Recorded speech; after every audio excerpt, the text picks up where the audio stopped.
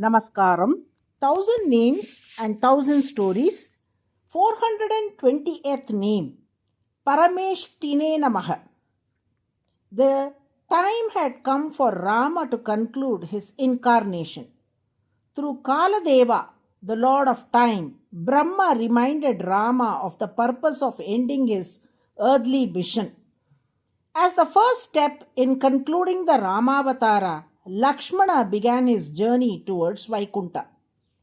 Lakshmana bathed in the sacred Sarayu river and meditating upon Lord Vishnu relinquished his mortal life. Indra then took him to the celestial realm in his physical form, where he was revered and worshipped by all the celestial sages. Valmiki says, ततो विष्णोः चतुर्भागम् आगतं सुरसत्तमाः दृष्ट्वा प्रमुदिताः सर्वे पूजयन्ति स्म राघवम्. The verse describes the God's joyful reaction upon seeing Lakshmana, who arrives in his divine form.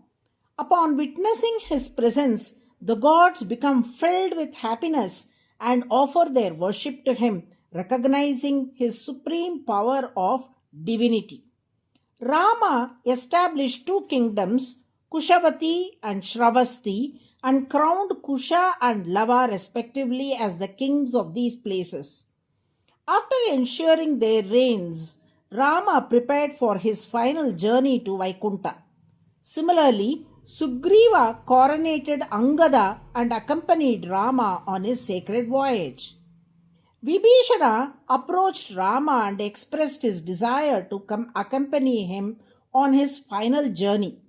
However, Rama responded saying, Vibhishana, continue to worship Lord Ranganatha and stay in this earthly realm as long as the people reside here.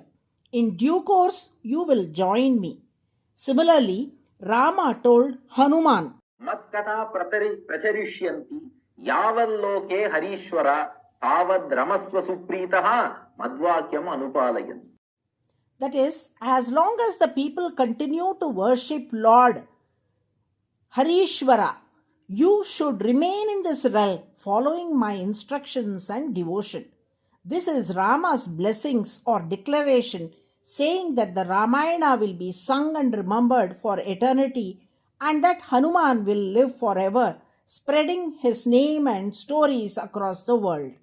Rama also declared that Jambavan, Mainda and Duvivida would remain on earth until the end of Kali Yuga. With this, the next morning Rama began his final journey to Vaikunta.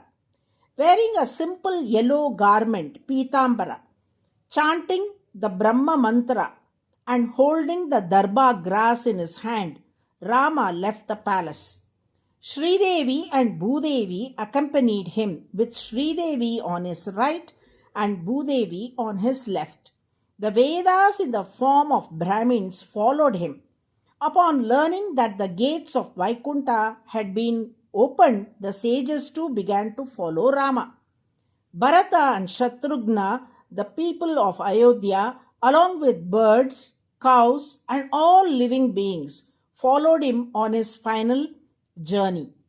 Entering the waters of the Sarayu river, Rama merged with Lord Vishnu. Lakshmana, who had been waiting in Vaikunta, merged with Adisesha. This account is found in the Uttarakanda of Valmiki Ramayana, with a commentary on it shared by Tirumalai Nambi to Ramanuja in secret. Bharata merged with Garuda, while Shatrughna merged with Vishwaksena. Rama, accompanied by all the living beings who had followed him, finally reached Vaikunta. According to the Kamba Ramayana, Bharata and Shatrughna are symbolized by the discus chakra and conch shanku respectively, representing their eternal role in Lord Vishnu's divine manifestations. Thus, having completed his incarnation on earth, Rama manifested in Vaikunta. He is referred to as Parameshti, meaning the one who is eternally present in Vaikunta, which is the 420th name of Vishnu in the Vishnu Sahasranama.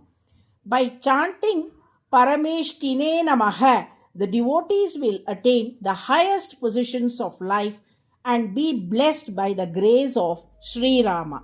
Narayana, Narayana.